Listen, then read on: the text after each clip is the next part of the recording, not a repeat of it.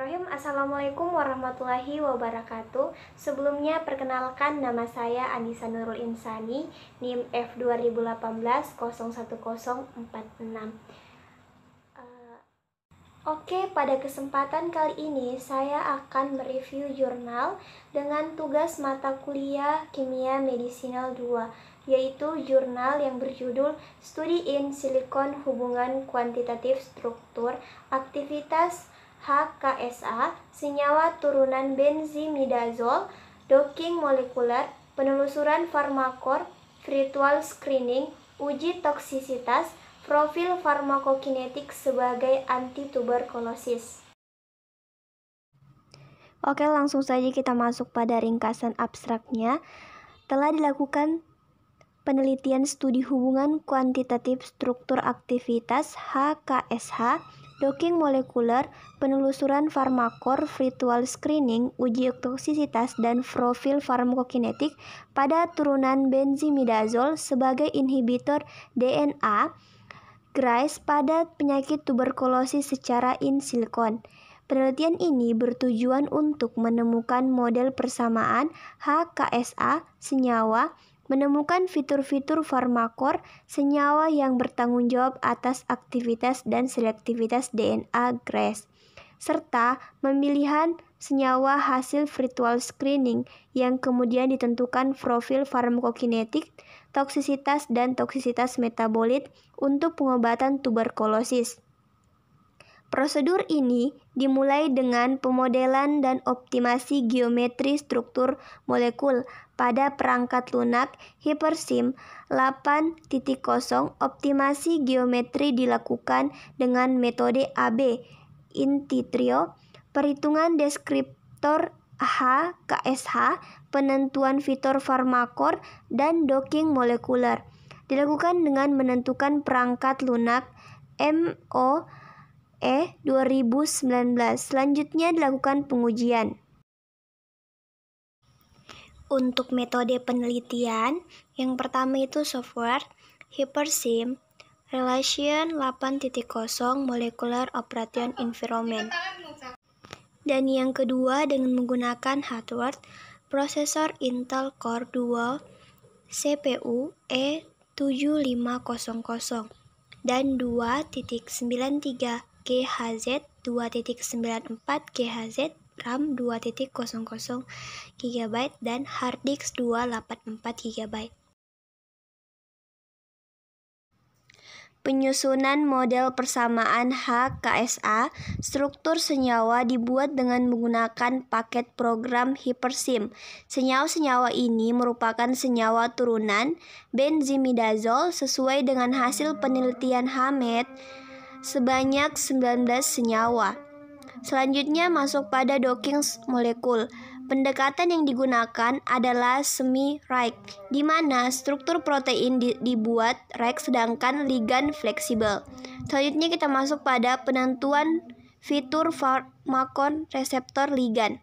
Tujuan dari penyusunan query farmakor adalah untuk menjelaskan struktur 3 dimensi senyawa turunan benzimidazol yang penting untuk mengikat dengan reseptor dan menghasilkan farmakor yang dapat digunakan untuk mengukur fitur struktur dari CDK yang penting untuk aktivitas biologis dengan melihat residu asam amino yang berperan pada pengikatan. Selanjutnya kita masuk pada virtual screening. Terminologi in silikon diantaranya dikenal sebagai penapisan virtual. Oke, selanjutnya kita masuk pada hasil dan pembahasan. Yang pertama, kajian HKSH.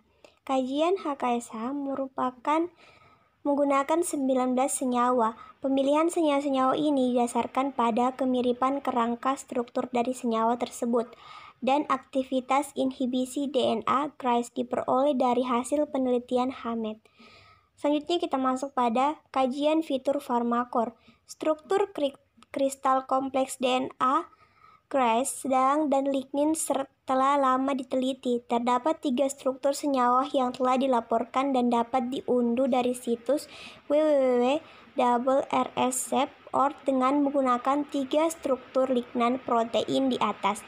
dapat dibuat sidik jari interaksi lignin protein dengan cara membandingkan cara pengikatan masing-masing lignan terhadap residu asam amino. Pada sisi pengikatan protein, metode ini berguna untuk meringkas interaksi antara lignan dan protein menggunakan skema sidik jari. Interaksi seperti ini ikatan hidrogen, interaksi ionik, dan kontak permukaan dengan diklasifikasikan sesuai dengan residu asal dan dibangun dalam skema sidik jari yang merupakan representasi dari database dari kompleks lignan protein. Terlihat bahwa ASP 1083 atom kationik dan donor ikatan hidrogen. Selanjutnya kita masuk pada studi toksisitas. Setelah memperoleh 5 senyawa hasil virtual screening yang telah melalui proses docking metode Pharmacopeer dan diamati aturan Lipinski-nya, selanjutnya dilakukan prediksi toksisitas untuk ketiga senyawa tersebut menggunakan perangkat lunak Tox3 yang dapat membantu melihat tingkat toksisitas dari sebuah senyawa dengan mengklasifikasinya dalam bagian tertentu. Pada penelitian kali ini, parameter yang digunakan dari Tox3 antara lain Crames rules, Debye atau Boser-Rubes, for mutagenik dan karsinogenik. Dari parameter diharapkan bahwa senyawa yang diuji dapat dilihat tingkat toksisitasnya. Selanjutnya kita masuk pada studi farmakokinetik. Berdasarkan prediksi farmakokinetik, 5 senyawa hits hasil virtual screening terbaik memiliki persentase penyerapan usus pada manusia berkisar antara 70 sampai dengan 100%, yang menandakan bahwa senyawa tersebut dapat diserap dengan baik, sedangkan seluruh senyawa memperlihatkan permeabilitas yang sedang pada sel CaCO2. Sel CaCO2 merupakan turunan dari kolom adenokarsinoma manusia dan memiliki berbagai jalur transport obat melalui epitel usus. Penetrasi blood-brain digambarkan sebagai BB, di mana merupakan kondisi keadaan tunak senyawa radiolabel pada otak dan perifer darah. Prediksi penetrasan triple B berarti memprediksi apakah senyawa dapat melewati perbatasan otak darah.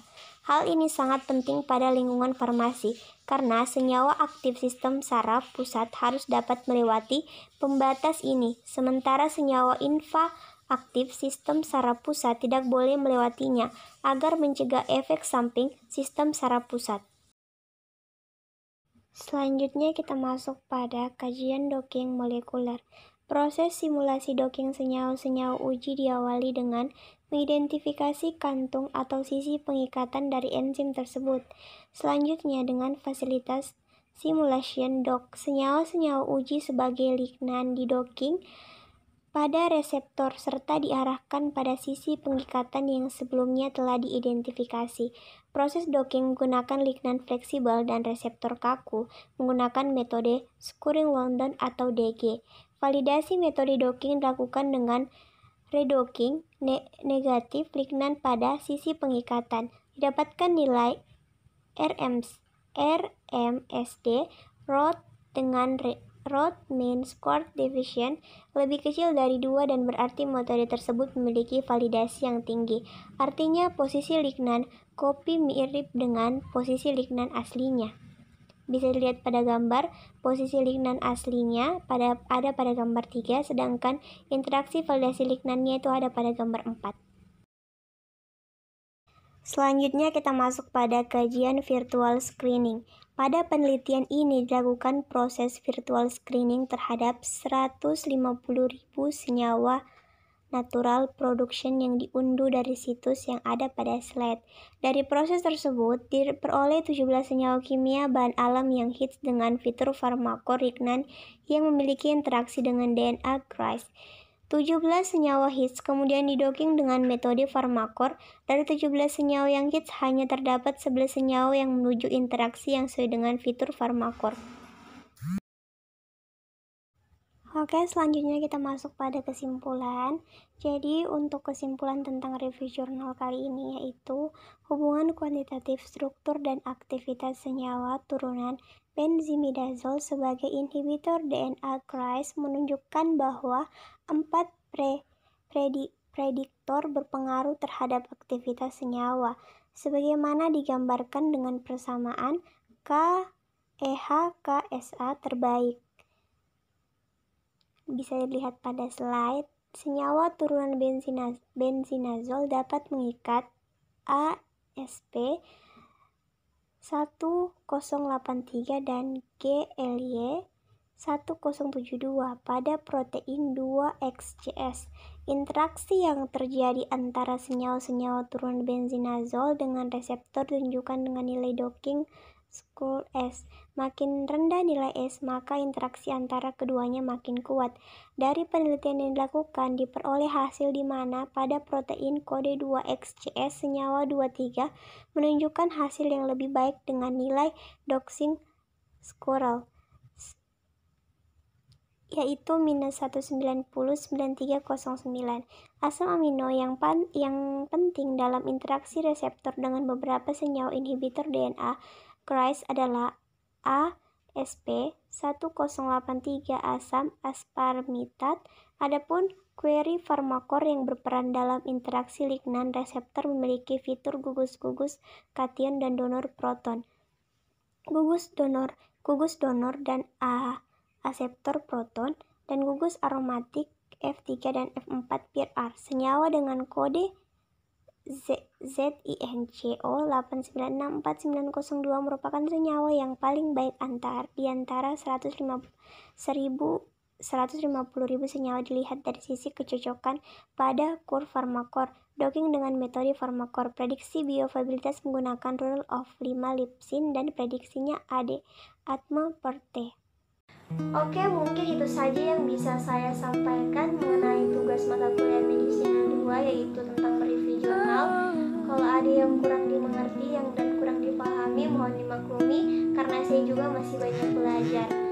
Oke, saya ucapkan wabillahi taufiq wal hidayah. Wassalamualaikum